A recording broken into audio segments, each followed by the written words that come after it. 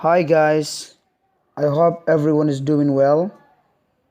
Tonight we'll be talking about very interesting lesson. As you know, we learned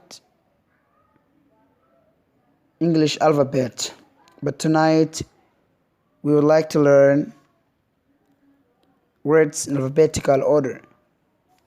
So let's get started.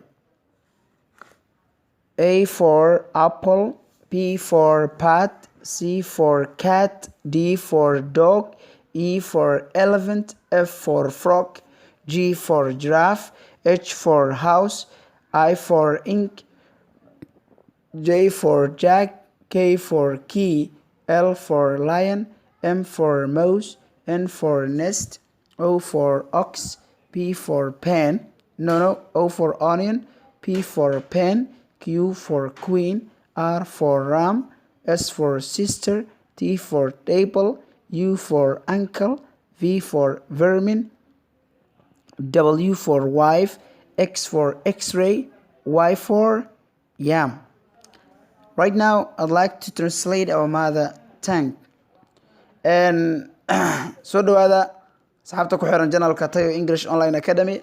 Waxaan guda gali doonaa hadduu Ilaahay yiraahdo course-keeni beginner ayaan duubeynaa cashirkiisa labaad.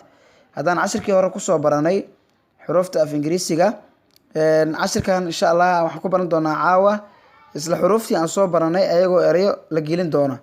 Ayaan ku baranaynaa. Ciwaanka cashirkan waxaa la yiraahdaa words in alphabetical order.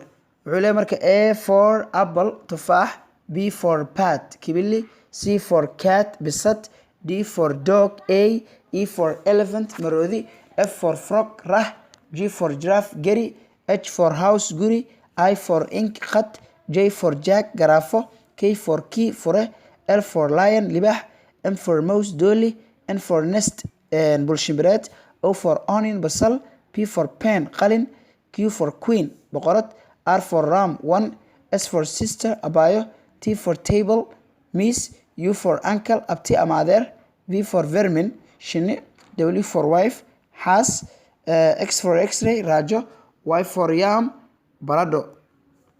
Okay, ha iloobin asxaabay inaad sii share garaysaan. Wixii su'aal ka qabtaan qaybta comment-iga inoogu soo qora. Waa mahadsantihiin. Nagu soo biira si aad u heshaan insha Allah casharo free ah oo ku saabsan luqadda Ingiriisiga. aad iyo aad u mahadsantihiin. Wassalaamu calaykum waraxmatullaahi wabarakaatuh.